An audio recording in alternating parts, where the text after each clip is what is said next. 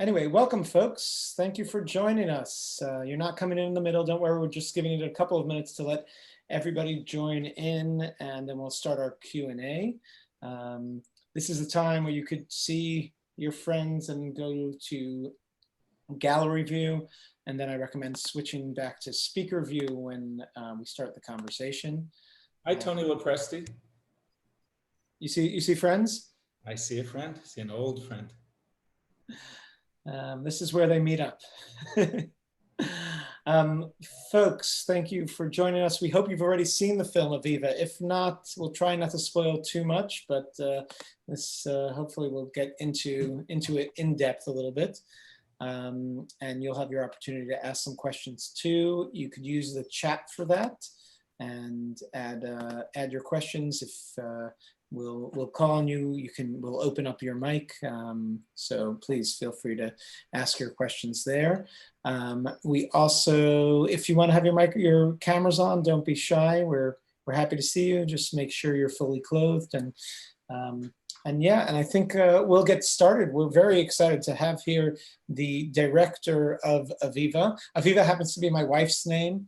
Our first date was to the movie Palindromes, where there's a character named Aviva. There's a comparison between these two films. I don't know if you've seen it, but we'll get to that in a moment. And we're here with the director, Boaz Yakin. Boaz Yakin is the well-known director. I actually have been following his career since Fresh. His first film, A Price Above Rubies, I think, really broke the way for stories about the Orthodox world, and I think those stories are extremely popular today. And of course, Remember the Titans was his huge blockbuster. I was really, really pleased. He's done much, much more. You could look it all up on IMDb, but really, really pleased to see a film that had such an independent spirit. A few years back, we put together a dance on film series. I have to admit, I don't know much about dance at all. But of course, we've hosted at the JCC in Manhattan many times, Batsheva and Noah Hadnarin very well. He's come to us many times, and many modern dance groups. And I have to admit that this was the most beautiful dancing I have seen on film in my life. Can you tell us a little bit about, let's start, I guess, with where did the idea of this film come from and what made you want to make it? Well, I mean, it's interesting. People kind of see it as the first really independent film I've made in a while, but I've made a few throughout the last few years as well. And every once in a while I get to a place where I feel like unless I do something that's really interesting to me and that I'm just not going to be able to go on. And I had been dealing or thinking about this idea of the masculine, feminine imbalance or balance within the self in the context of relationships, and how very often when we think we're not in harmony with our partner, it's because we're not in harmony with ourselves. And I wanted to make a film where a man and a woman played both, where one character is played by both a man and a woman. But I couldn't quite find my way in. And at the same time, as I was actually telling you before, you know, my father and mother are mimes and acting teachers, and I've grown up with movement and theater and physical theater my whole life. And I wanted to do something that dealt with that. And I was actually talking to an old friend of mine who was a dancer. And I was telling him about both these ideas, and he was like, why don't you make that the dance movie? And it was just like a door opened up and the whole thing just kind of flowed out. So the dance was a way to sort of give a theatrical and expressionistic voice to this idea of having two people portraying both sides of each character. And that's what kind of led to that idea.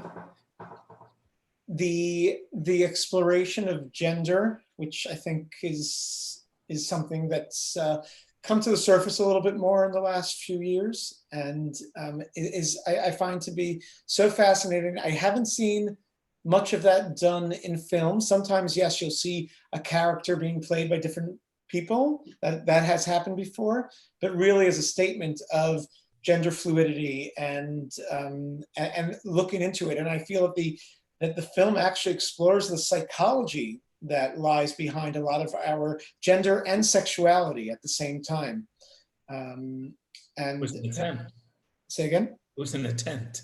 No, it's definitely a visual way of exploring these elements.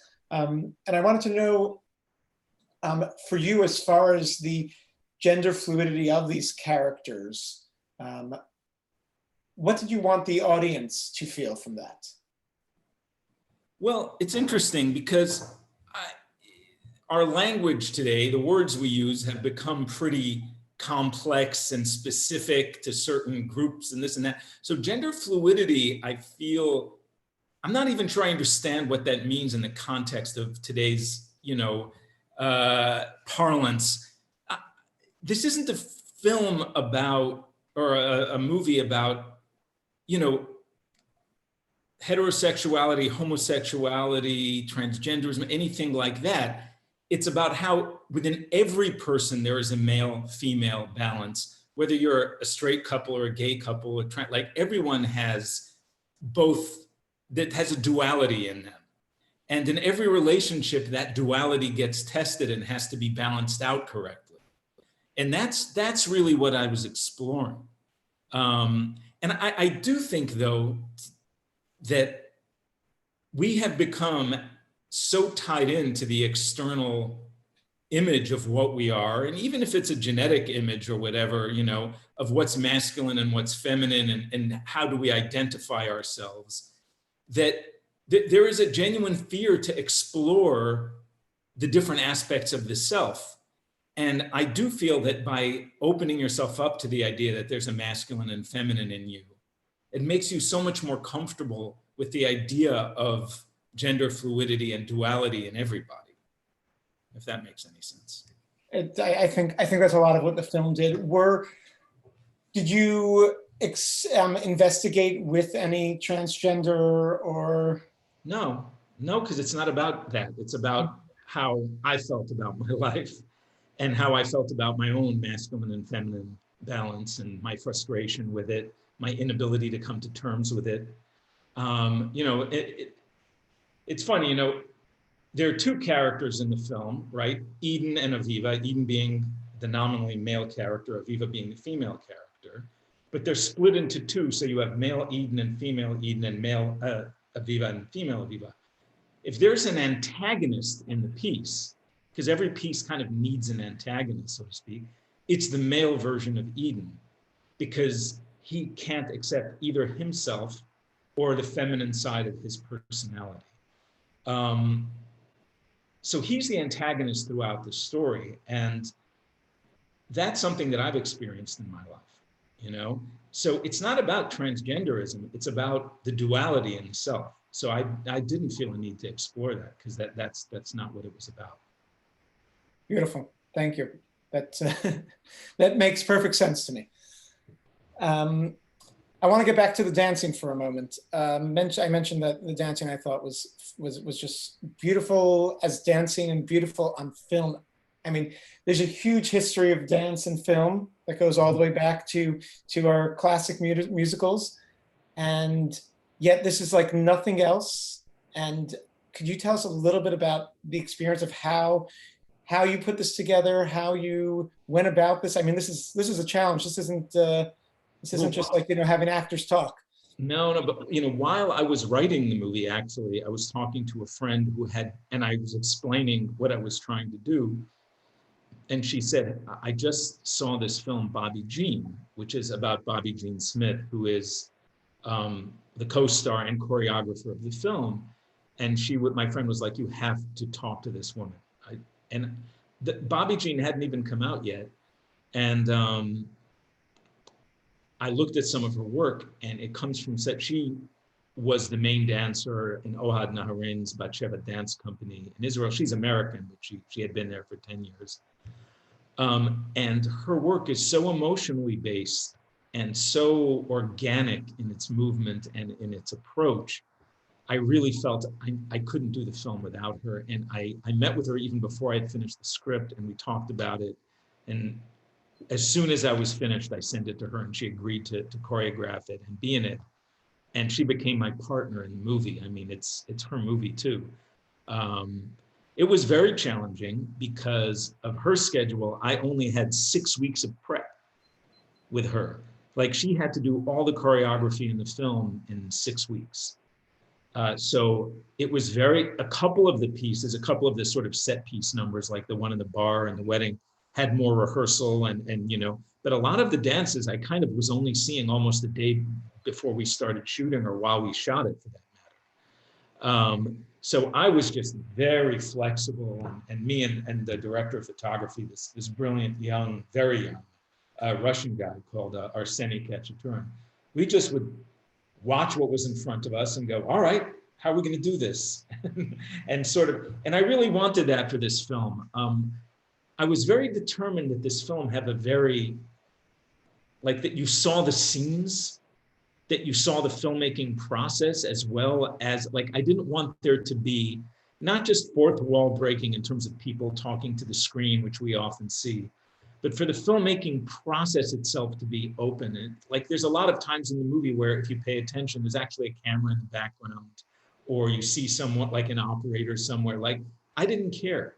I wanted it to be very, very open, that we were shooting a film, and that part of the dialectic of the movie was that the main character can only relate to his life through a film. That's the sort of meta of the whole thing. So the fact that you see the filmmaking process is part of it, and it enabled us to make the film with such little preparation. And yet I can't imagine having to be that camera person during some of these dance scenes, which are so energetic often. Well, he was, hey, young kids with good legs. I mean, this was the smallest crew I've ever had for making the film. I mean, I think most days we had about 12 to 14 crew people. And on big days, like when we had 50 dancers or whatever, we'd have like 16 people on the crew, something like that. So it was a tiny crew. Arseny did almost he had a focus puller, and that was it. He was and when we were interior, we had one guy to move a light around here and there. But the whole camera crew was 4 people. So it was a very intimate production, very small. I'm proud that it doesn't look that way when you see the film. Or movie, I should say, because, I'm from the film days, and I was dragged kicking and screaming into the digital world because it just doesn't look the way film does. But I take it all back, because as a person who is interested in making smaller independent films where you can try things that you can't given the budget of bigger films, you can make films using digital equipment now for a fraction of the cost of what it would have cost you to make something like Aviva on film. And it's not just the film or it's the sort of rolling effect of it. It's like, oh, for film, you need more light. Oh, you need more lights. You need more people. You need a bigger crew. Oh, you can't shoot in this location anymore because it's not, you have to get the whole thing just sort of explodes. So making a film on film, as opposed to making a digital media production, which is what most of us are doing now, I would have never been able to make Aviva had we not shot digitally. So I'm over the film thing. I'm done. So I was very curious about a part of that. Like some of the film seems like completely organic, that you're there with you and the cameraman hiding in the bushes as Aviva's dancing down the street, and all the extras have no idea that they're extras in the film. And sometimes, of course, everything is, all the extras in the room suddenly start dancing, and then you know that they're definitely part of it. Was there a little bit more of this guerrilla filmmaking? Yeah, I mean, there are no extras. We were just in the street shooting, and here's what's interesting. Conceptually, I was like, hey, if people look in the camera, let people look in the camera. I don't care. I'm not trying to pretend this isn't a movie. But when you shoot in the street in New York, no one gives a damn anyway. Like, it's amazing. We would shoot dialogue scenes in the street, and out of 5 takes, maybe in 1 take, someone would walk by and take a little look over their shoulder.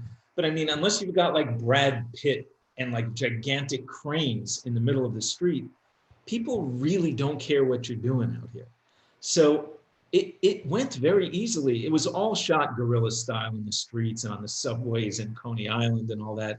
But you know, it really wasn't a problem 90% of the time. And we shot in the street in Paris. Didn't tell people we were going to shoot. There we were a little more nervous. But we just, yeah, everything was just sort of, we got a couple of permits for the park, wherever you needed a permit, and then just shot. It's amazing. It all comes together. It seems so easy. And It was then, of very course, hard, very, very hard. And then, of course, to make it a little harder, you decided to have kids dance too. That was a hard day. That was a hard day. Just one day? Well, the kids danced for one day. I happened to pick a location. Like I chose that location, I guess on a Saturday, because I wanted the outside of the school and there was like nothing out there. It was the quietest street you've ever seen. I was like, this is going to be amazing. It was like 50 something in 9th or 10th, or I don't remember what. The day we shot there was like 3 graduations. There was a fire on the street with fire trucks. There were like police incidences. I was just like, what's next? Like I kept expecting to see like cowboys riding down the street with like, it was insane. So those kids pulled it off pretty well, all things considered. And this is not classic choreography. How did the choreography work with them? Are these professional dancers as well? Are they kids who are dancers? The kids? Yeah. Oh, I mean, yeah, no, they weren't such, they were talented kids, but I wouldn't call them professional dancers. They weren't like Broadway kids or anything like that. Does this go with when we last had our screening of Mr. Gaga on the roof of the JCC? I miss those summer night screenings. We had there actually the stars of the film, and they did Gaga with the entire audience, saying that everyone can be a dancer and through the Gaga theory. Was this a theory that was used in the film? Well, Gaga isn't, I mean, I guess like you're saying, it's a theory rather than a kind of, you know, I had worked with, I just now, the one great thing that this terrible COVID situation did for me is I worked with these Gaga dancers for months, and I've gotten to know them intimately and really well.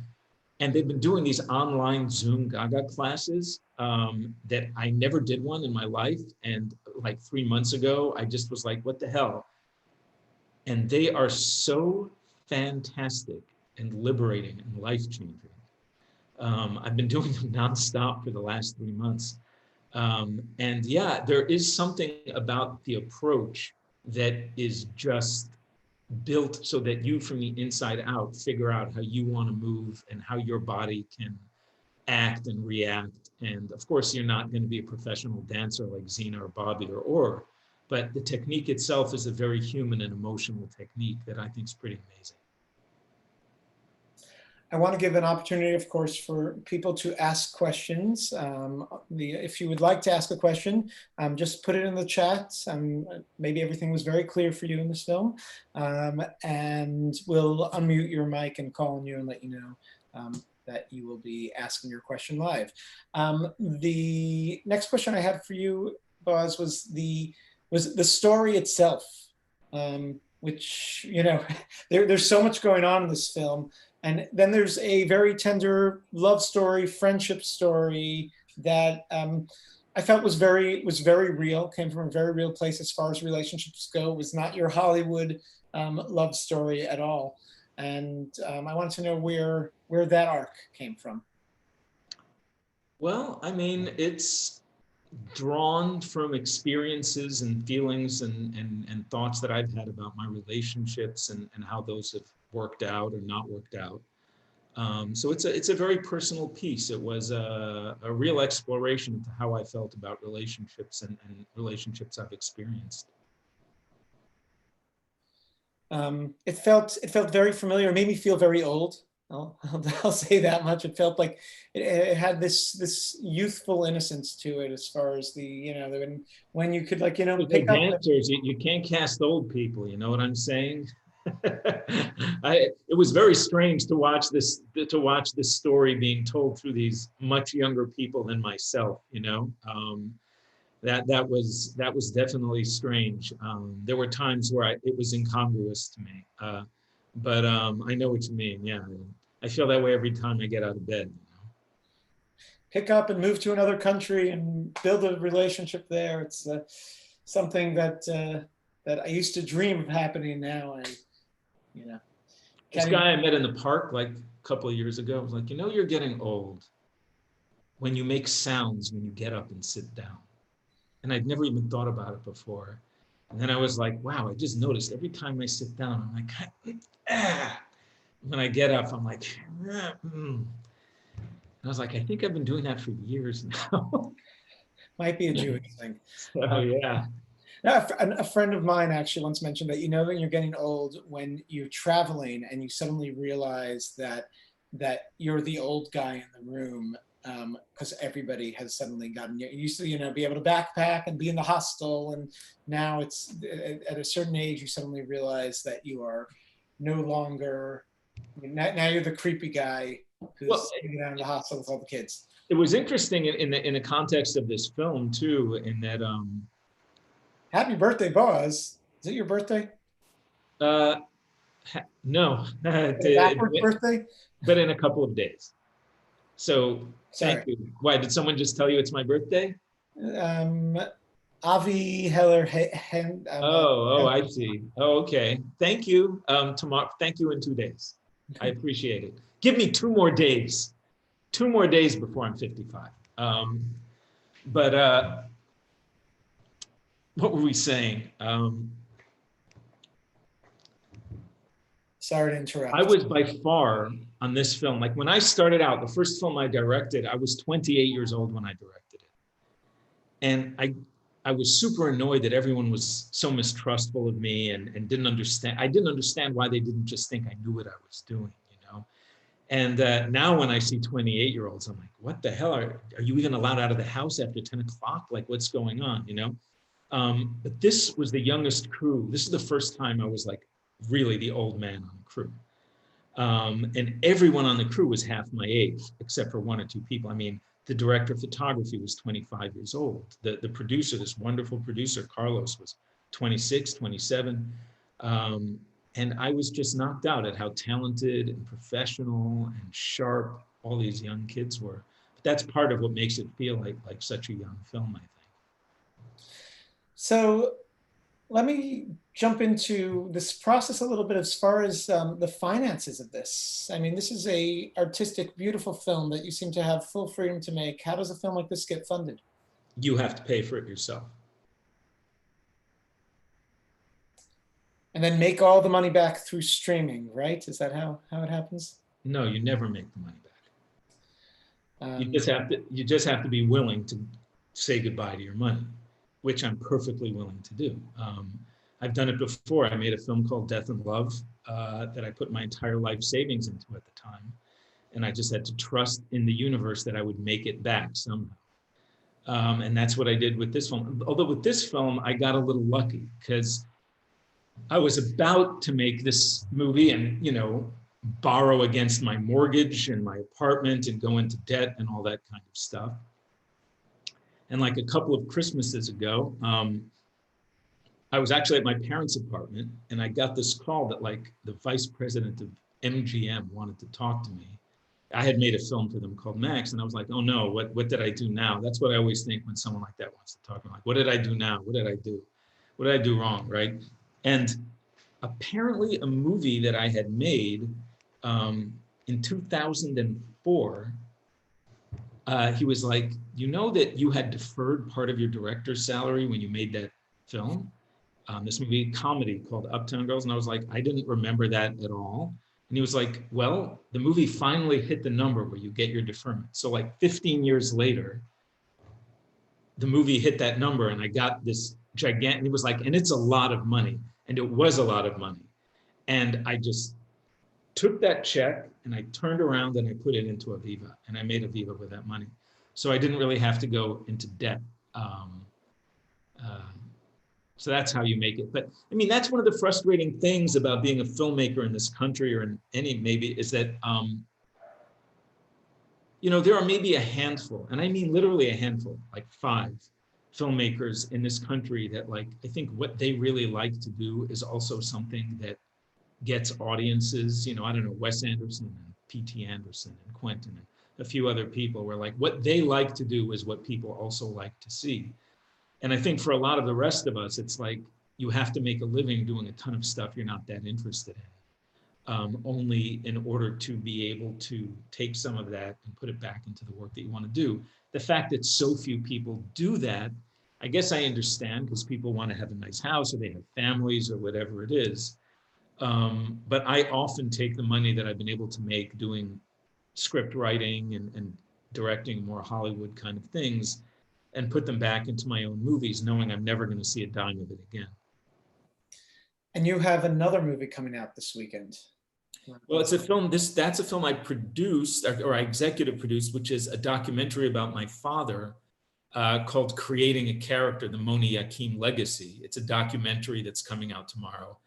Jessica Chastain and Anthony Mackie executive produced it as well. And it's about my dad, who's the great acting teacher called Moni Yakin, who taught at Juilliard now for 50-something years, and is the only one who is there from the original cast of teachers, who's still teaching till this day, from the first year till now. And he's a movement teacher, and his legacy is amazing. And it's a very beautiful documentary that's streaming tomorrow. So it's been an interesting few months. So folks, you should check that out too. I'm giving our audience one last chance to ask questions. Aviva, I guess was all very clear and straightforward, and nobody has questions, but if you do have questions, you could put them in the chat box and we'll call on you.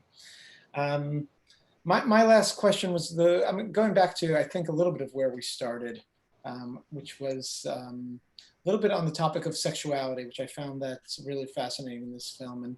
And especially there's early on in the film, there's this montage of the, what I think is the sexual impacts that turn both characters, Aviva and Aidan, into who they are sexually.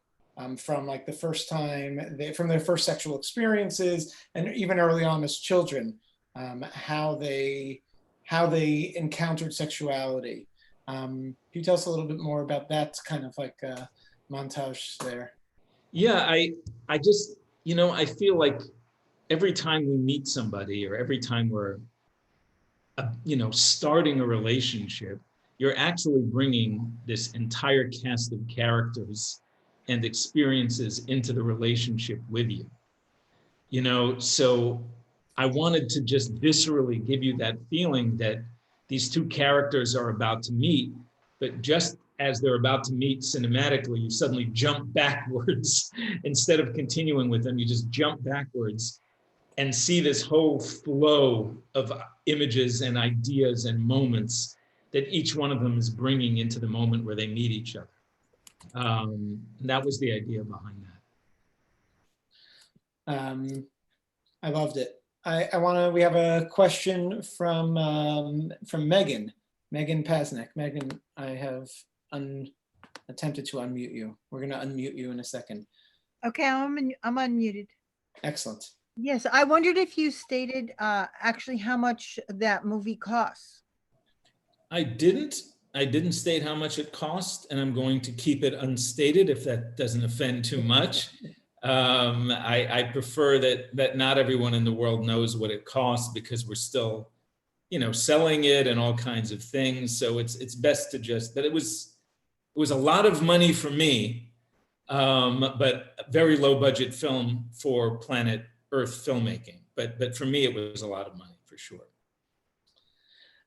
Where else is it going? Are there plans for it? Right now it's screening virtually in this virtual cinema world. Well, eventually it then goes to iTunes and all that, and then you try and you know, we're still working on getting it international distribution and all that. So it's sort of starting its rollout like this, and then hopefully expanding to other platforms. Folks, it's really important for independent films that you spread the word. That's how these things happen. So definitely tell your friends to see these films. This film doesn't have the marketing budget of some of the other films out there, and it's really a unique film that I hope has a very long life and gets gets many people to see it. I was thinking recently about Spielberg's West Side Story, that I'm very, very worried about how you remake a classic like that. And even if you're Spielberg, and there's other things to worry about. Don't worry. You know what I mean? Like my distraction from those other things to worry yeah.